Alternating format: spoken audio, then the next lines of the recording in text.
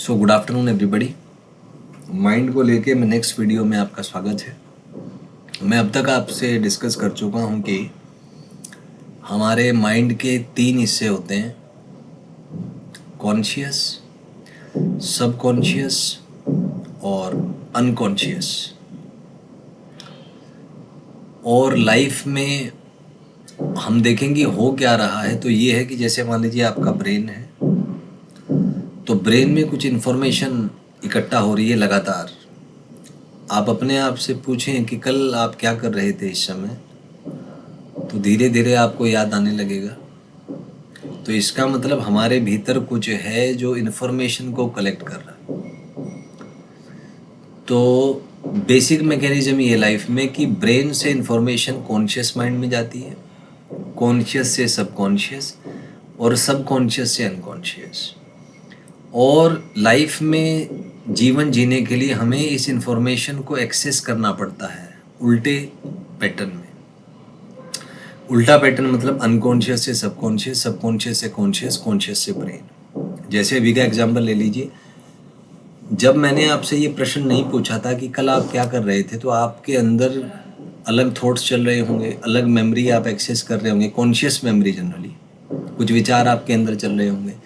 लेकिन जैसे ही मैंने आपसे प्रश्न पूछा कि कल आप क्या कर रहे थे, तो कुछ अंदर आपके पैटर्न्स चेंज हुए, जिनकी वजह से कल की जो इन्फॉर्मेशन है उसको आप एक्सेस कर पाए होंगे।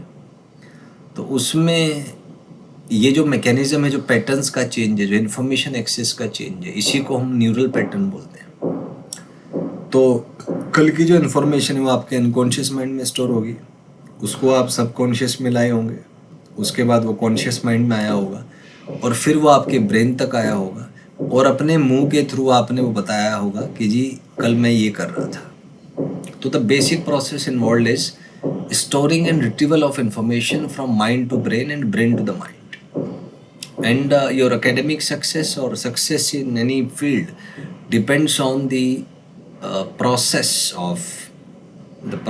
of mind brain system.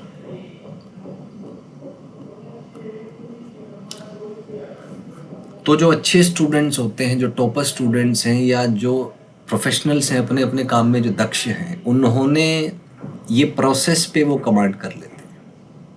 Process कौन सा हुआ? ब्रेन से अनकॉन्शियस माइंड तक इन्फॉर्मेशन ट्रांसफ़र करना और अनकॉन्शियस माइंड से ब्रेन तक इन्फॉर्मेशन ट्रांसफ़र करना और फिर उसको यूज़ करके कुछ इवेंट करना।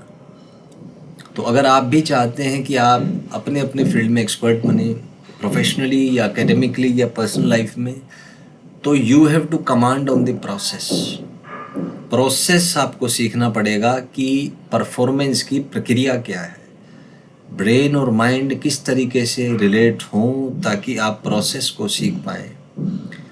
और जनरली ये होता है कि किसी से अगर आप पूछेंगे कि कैसे, मान लीजिए कोई क्लास का टॉपर है, उससे आप पूछेंगे यार मैं कैसे पढ़ूँ कि मेरे भी मार्क्स अच्छे आएंगे, तो क्या वो आपको बताएगा? कभी नहीं बताएगा।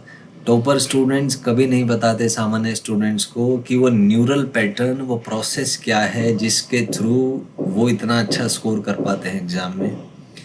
या कोई भी जो प्रोफेशनल व्यक्ति है, कोई अच्छा सिंगर है, कोई अच्छा डांसर है, वो कभी भी आपको प्रोसेस के बारे में नहीं बताएगा, केवल इन्फॉर्मेशन देता रहेगा, मोटिवेट करेगा कि आप मेहनत करो, ईमानदारी से काम करो। बट एक्चुअली में करना क्या है न्यूरल लेवल पे, व्हाट आर द प्रोसेसेस जिसको एग्जीक्यूट करने से आप भी सक्षम बन सकते हैं, अच्छा एकेडमिक परफॉर्मेंस दे सकते हैं, अच्छे डांसर बन सकते हैं, अच्छे सिंगर बन सकते हैं। तो जनरली ये प्रोसेस प्रोफेशनल लोग नहीं बताते, क्योंकि अगर सभी अच्छा डांस करने लगे या अच्छे सिंगर हो गए तो फिर सिंगर्स को कौन पूछेगा।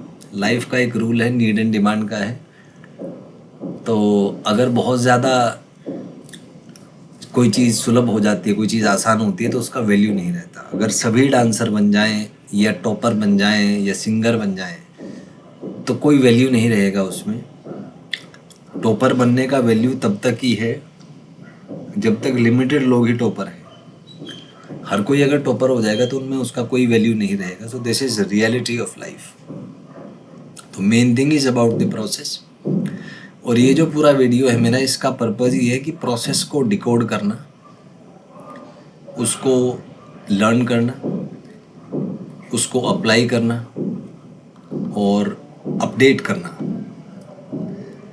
और फिर इस पूरे प्रोसेस को रिपीट करना। This is the simple algorithm that I am going to work. तो इसके बारे में आपसे बात करूँगा। तो आप क्या करें कि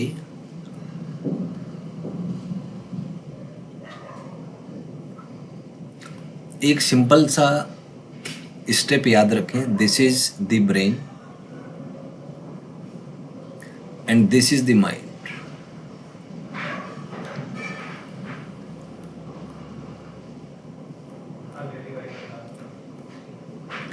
तो पढ़ते हुए जो बेसिक मैकेनिज्म है वो है इंफॉर्मेशन को ब्रेन से अनकॉन्शियस माइंड में डालने का एक पार्ट, और दूसरा पार्ट अनकॉन्शियस माइंड से ब्रेन तक लाने का। और जैसे ही इंफॉर्मेशन ब्रेन में आई, आपने आंसर दे दिया, तो आंसर देने में फिर ब्रेन का यूज़ होता है। So this is you can say that storing information and this is the retrieving information. तो यही प्रोसेस है, दूसरा कोई प्रोसेस ही नहीं है। स्टोर करें इंफॉर्मेशन, रिट्रीव करें, स्टोर करें, रिट्रीव करें। जो अच्छे स्टूडेंट है, जो टॉपर हैं क्लास के, वो इन प्रोसेस में एक्सपर्ट हो जाते हैं। क्लास में कुछ भी चल रहा हो बाहर, इनके अंदर से ये इंफॉर्मेशन स्टोर कर रहे हैं, उसको रिट्रीव कर रहे हैं, स्टोर कर रहे हैं, रिट्रीव कर रहे हैं, स्टोर कर रहे हैं, रिट्रीव कर रहे हैं। तो ये होता है कि इनके अंदर they become adaptive in the process. Adaptive आप कह सकते हैं, या कह सकते हैं एक्सपर्ट इन द प्रोसेस। और जब ये एक्सपर्ट बन जाते हैं तो फिर इनके लिए चीज़ें बहुत आसान होती हैं। नेक्स्ट स्लाइड में इसको समझते हैं। जैसे मान लीजिए कि दो स्टूडेंट का मैं केस लूँगा। स्टूडेंट ए है, तो ये क्या है, जैसे ही टीचर ने क्वेश्चन दिया इसको, ये with in a fraction of seconds ये आंसर बता देते हैं, सर ऐसा होगा। दूसरा स्टूडेंट है, कोई स्टूडेंट बी मान लेता हूँ मैं इसको। तो जैसे ही टीचर ने क्वेश्चन पूछा तो बता ये भी देता, लेकिन इसको समय थोड़ा सा ज़्यादा लगता है। एक और ले लेते हैं केस। मान लीजिए कोई स्टूडेंट सी है, तो जैसे टीचर ने क्वेश्चन पूछा ये आंसर नहीं बता पाया, is not able to answer the question. Teacher वही हैं, तो टीचर ने कोई इसको अलग से तो फॉर्मूला बताया नहीं होगा, कोई अलग रिजल्ट नहीं बताया होगा। तो तीनों बच्चों का आउटपुट अलग क्यों है? क्योंकि इनका माइंड ब्रेन सिस्टम अलग है। ये जो पहला बच्चा है, इसने ये सीख लिया है कि क्वेश्चन से आंसर तक का प्रोसेस क्या है, what is the process to get the answer. और इसने प्रैक्टिस करके इस प्रोसेस को बार बार रिपीट करके अपने ब्रेन में फिट कर लिया है। तो ये क्वेश्चन से आंसर तुरंत ला पाता है इफेक्टिवली। जिस बच्चे को टाइम ज़्यादा लगता है, तो प्रोसेस तो वो भी ठीक सीख गया है, लेकिन उसको स्पीड में अभी दिक्कत है। उसके जो न्यूरॉन्स हैं वो इतने फास्ट रिएक्ट नहीं कर पाते, तो उसको स्पीड का इशू है, मतलब वो इफेक्टिव नहीं सीख पाया। और जो स्टूडेंट आंसर नहीं दे पा रहा है, इसका मतलब he has not learned the process. उसको अभी प्रोसेस ही नहीं पता है, या अगर पता है तो कहीं बीच में आके वो रुक जाता है, उसको सक्सेसफुली एग्जीक्यूट नहीं कर पाता। नेक्स्ट स्लाइड में इसको समझते हैं। कहने का मतलब मेरा ये है कि मान लीजिए कि जब आप एक क्वेश्चन को सॉल्व करते हैं, तो मान लीजिए उसमें 6 स्टेप्स हैं। तो जो शार्पेस्ट स्टूडेंट है, और हर स्टेप के लिए आपको समझे कि एक एनर्जी लेवल की आवश्यकता पड़ेगी। दिस इज़ लेवल 1 2 3 4, ये मान लीजिए 5, ये मान लीजिए कहीं 6 है, दिस इज 6। तो जो फर्स्ट स्टूडेंट है वो फर्स्ट से लेके 6 स्टेप तक चल पाता है, एनर्जी भी वो मैनेज कर पाता है, सारी चीज़ें उससे हो जाती हैं। और उसमें एनर्जी बहुत ज़्यादा है, तो वो फास्ट उसका स्पीड होगा। कॉमन सेंस की बात है, जितना ज़्यादा एनर्जी होगा उतने फास्ट आप मूव करें काइनेटिक एनर्जी के हिसाब से। जो स्टूडेंट को टाइम ज़्यादा लगा, मतलब पहुंच तो वो भी पाया, लेकिन उसका स्पीड कम था, मतलब एनर्जी उसमें कम था। और जो स्टूडेंट आंसर नहीं दे पाया, इसका मतलब उसमें एनर्जी नहीं है यहाँ से 6 स्टेप तक जाने का। तो 3 चीज़ों का खेल है, इंफॉर्मेशन, प्रोसेस और एनर्जी। तो एनर्जी का भी इसमें एक रोल है। तो डिफरेंस इन्हीं तीनों की वजह से। टीचर तो केवल इन्फॉर्मेशन पे काम करता है, प्रोसेस और एनर्जी बच्चे के अपने होते हैं, उसे डेवलप करना पड़ता है। बाकी इसमें नेक्स्ट वीडियो में डिस्कस करूँगा।